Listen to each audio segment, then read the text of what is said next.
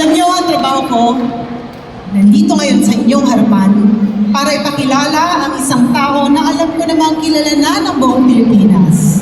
Ngunit mayayabang namin dito sa Maynila na narito siya na tumutulong at sinusuportahan ng mga kabataan para mahanap nila ang kanilang kagalingan, lalo't-lalo na pagdating sa sports.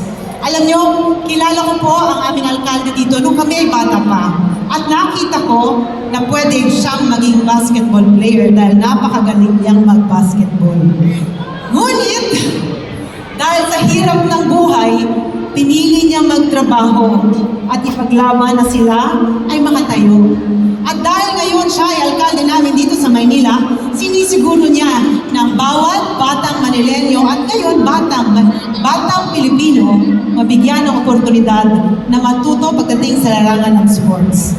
Hindi ko na po hahabaan ito dahil proud na po akong ibigay ang mikropono sa aming magaling na alkalde na si Yorme Isko Moreno Tumagoso.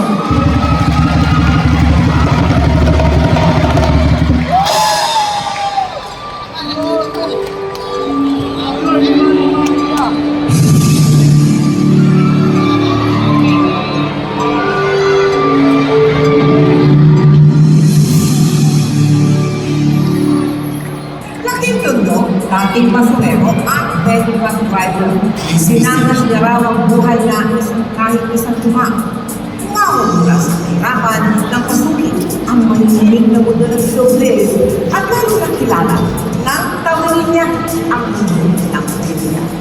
Pero para dun sa mga batang tulad mo, no, na ngayon naghahangad din ng magandang kinabukasan, ano ang iyong maiiwan na mensahe sa kanila? Unang-unang sa lahat, importante, pagtsatsaga. Tapos, huwag niyong papabayaan. Ladies and gentlemen, the mayor of the city capital of the Republic of the Philippines, Honorable Francisco Isko Moreno Tumagoso.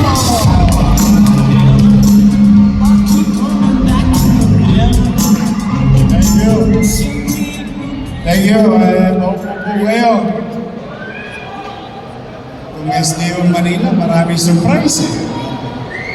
But, you know, I'm really excited and happy today. Palakpakan natin yung ating Vice Mayor, si Jason. Nung kinakanta siya kanina ni Patrick, inspired po yan. Traders na chill. Charot. Sa ating Undersecretary Peter Irving Corbera, Deputy Assistant Secretary NCR Regional Director Joyce Singaya, Deputy NCR Assistant Regional Director Ridel, Metro Manila LGU officials, partikular na yung aking kasama sa Metro Manila, si Mayor Gerald German, madalas kong kasama yan sa meeting namin sa MMD. Never absent. Shout out mga batang pateros.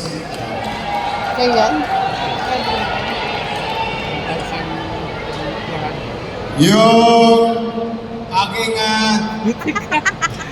anak na ex-girlfriend ko na misis ko na ngayon. Wala lang nagpaalam kanina si Joaquin Tumagoso, si konsihal. May eskwela yun. Kasi yun ang deal namin. Dahil ayaw ko siyang payagan na tumakbo konsihal. Yan po'y sa katotohanan. Hindi ko talaga pinayagan yan. Mapilit yung bata. So I met him, nag-meet kami halfway. Sabi ko, eskwela, kung gusto mo, dahil ang pangarap ko sa mga anak ko, silang 5. Simple lang ang hiningi ko sa kanila. Hindi sila kailangan maging valedictorian, salutatorian, o first honor. Ang hiningi ko lang sa kanila, bigyan nila ako ng diploma. Kasi yung bagay na hindi ko nakamit nung ako'y hindi makapagkolehiyo dala ng hirap ng buhay. So that's why I told him, I will agree, but you have to go to school. Kaya ako nagpaalam yun, may klase ngayon yun. Hahabol siya sa kanyang klase. Si Joaquin Dumagoso, yung kusyal namin sa Tondo. At ang pinakamamahal namin niya SDO Manila Superintendent Cheryl Gayola. 10 na ating assistant directors, the committee, the people behind for today's presentation to the SDO family ng Manila. Palakpakan po ninyo, sila po ang may gawa nito. To the Division Sports Officer, to the 2,400 athletes and delegates, the proud parents, supporters and sponsors. Una po ay magandang hapon sa inyong lahat. Welcome po kayo sa lungsod ng Maynila.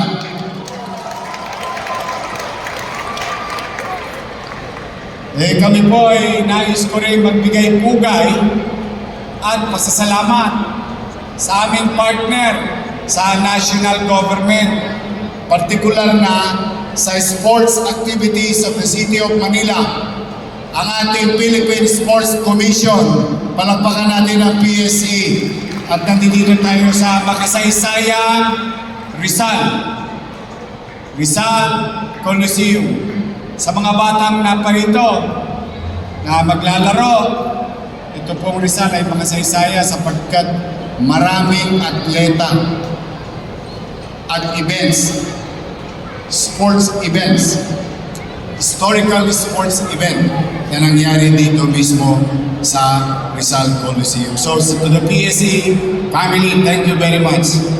Sa mga atleta, maaaring ang dala nyo ngayong araw na ito ay ang inyong talento. Pero ako'y naniniwala na mas malayo ang mararating ninyo with consistency. Because NCR game is just a stepping board for a bigger picture. And I'm gonna tell you straight, nung araw, shout out nga pala doon sa teacher na ngayon, yung kaklase ko, si Arlan Rabino. Siya ay inilaban namin sa class namin sa palaro. Player siya ng sepak takraw. Meron ba ba ngayon sepak takraw? Every million. Tondo High School. Ngayon teacher na namin. Dati rin atleta. So, that's what I'm saying. And one of many, like you,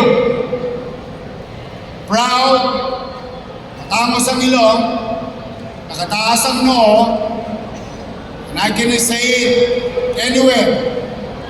I am a product of public education system. Full-blooded. Noong daycare, tulungan center. Sa mga bata, hindi naabot yung tulungan center. Rosauro Almario Elementary School. Tapos Tondo High School. Kaya full-blooded product of public education system. Bibihira na kasi ngayon na talagang nasa pamahalaan na produkto ng pampubliko para lang. That's why I'm very proud of my teacher. Shout out, yung iba nasa langit na. Lalo na, hindi ko makakalimutan na si Mrs. Laseste. Teacher ko nung grade 2. Ikaw, kwento ko lang saglit. Kaming mga bata, kayo mga mag-aral, isa sa ayaw namin mangyaring karanasan sa loob ng paaralan ay ipatawag ang magulang namin. Oh, naku, ang nervyos ko nun. Grabe. Sabi ni Mrs. Naseste, tawagin mo yung magulang mo. Eh, yung nanay ko, labandera. Yung tatay ko, sa Pier 8, istibador. Sa buhay mahirap, hindi pwedeng gambalain ang magulang para lang tawagin sa eskwelahan kasi mawawala ng tsape or mawawala ng kita. The thing is, I am required. So, dumating nanay ko, sabi ko sa nanay ko, oy, pinapatawag ka ng teacher ko. Sabi niya, French word. Masabi, may mga bata. Ano naman ginawa mo sa eskwela? Eh, hindi ko po alam. True enough, she went. And I saw Mrs. Naseste sa labas ng classroom, sa pintuan, talking to each other. And kabado-kabado ako, pauwi na ako. Hinahanda ko na yung wipex ko. Kasi most likely makukulata ka ng nanay mo dahil pinatawag yung teacher. O di pagdating sa bahay, ikaw, sinabi ko sa iyo, mag-aral ka lang. Tinanon ako ng nanay ko, si Chayong. Mag-aral ka lang. Ay, ano ba problema? Sabi ng teacher ko, attend ka raw ng recognition day dahil first honor ka.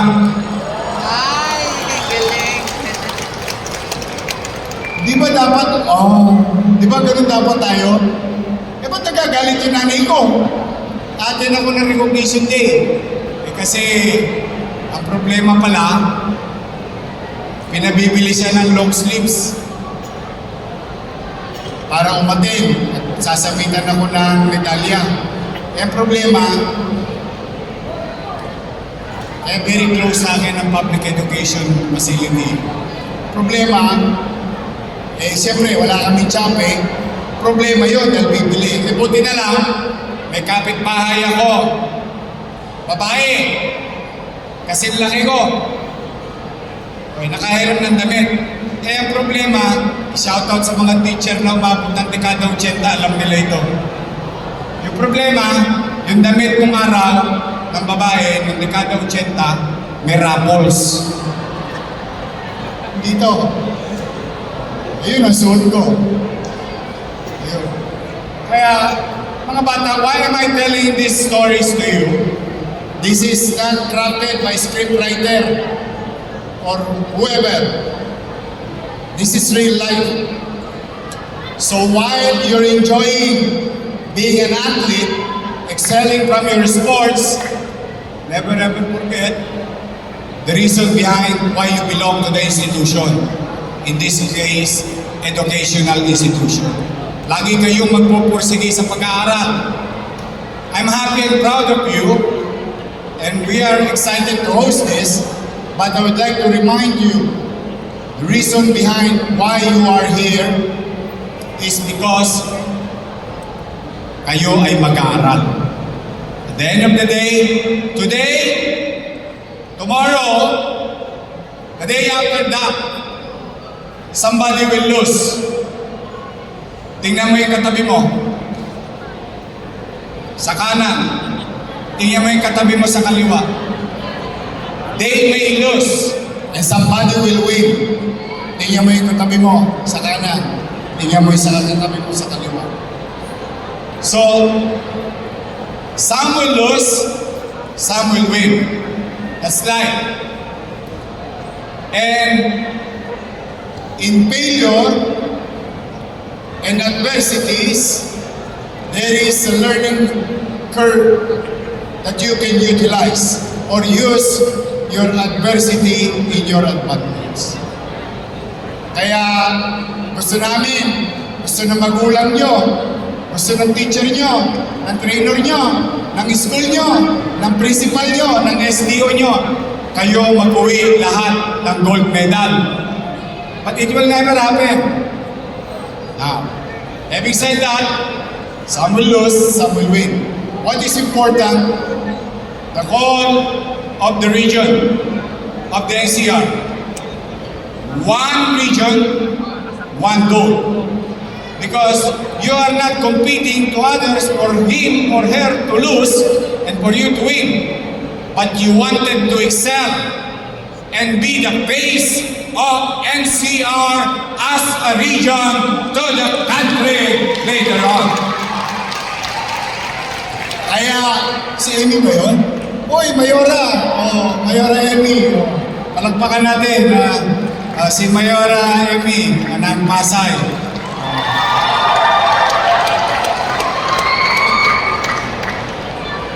Kaya sa inyo, good luck to our coaches, teachers, pati na rin ng mga parents and guardian. Kayo ang tunay at tahimik na bayani sa likod ng bawat atletang ito.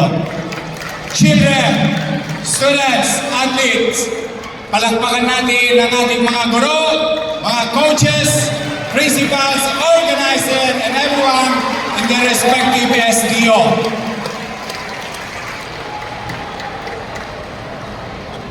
And last sharing. Sabi ko, dito kayo magsisimula. Lalaban kayo sa buong bansa. For all you know, baka maging atleta kayo ng mundo. Why? My ex-girlfriend, na ngayon ay misis ko na, siya po ay member ng Philippine team. Black belter. Taekwondo. Kaya mabait akong asawa. Charot. The Vice Mayor's brother is our representative in the world. Champion din ng Taekwondo si Ali Atienza. So, even yung sister-in-law ko is the first Olympian. First Olympian when Taekwondo is a demo sports at the time. Eva Bitan. So, yun yung gusto ko makamit ninyo palang araw. But at the end of the day, ulit-ulitin ko, mga bata, mag-aral kayong mabuti. Sayang. Enjoy being an athlete. There's freebies about it. But still, you have to focus. Through education, it creates more opportunity. Saan ka nakakita, atleta ka na, graduate ka pa. Saan ka nakakita, atleta ka na, honor student ka pa. So there is no impossibility.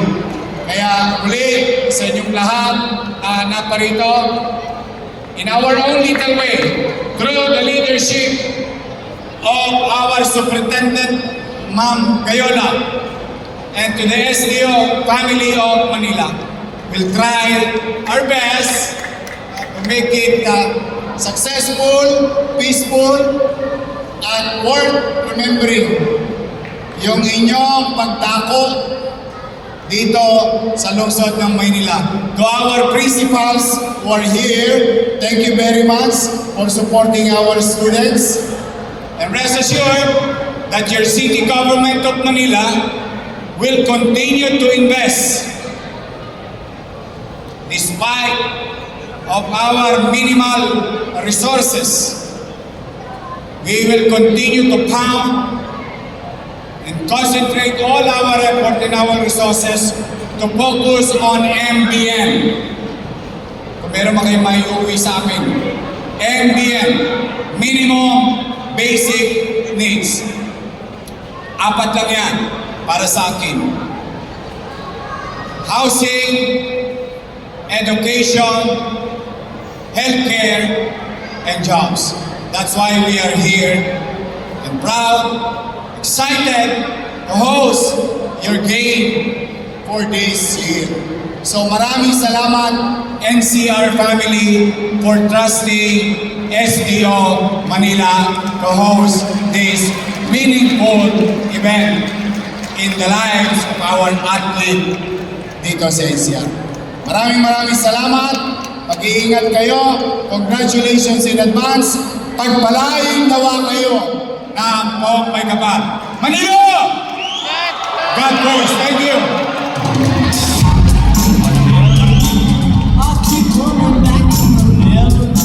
For all that we are in Manila, maraming salamat po, Mayor Francisco Isko Moreno Domagoso. I'm on the streets of San Francisco. I've got a ride in this plane. Dated a million girls from Sydney. Somehow I feel like I don't belong. We now proceed to the hoisting of flags, representing the unity of the 16 SDOs of DepEd NCR. May we request all the 16 schools division superintendents and their division sports officers to stand beside their division flags. Likewise, we invite Ase Joyce DR Andayan and the regional sports officer for the NCR flag.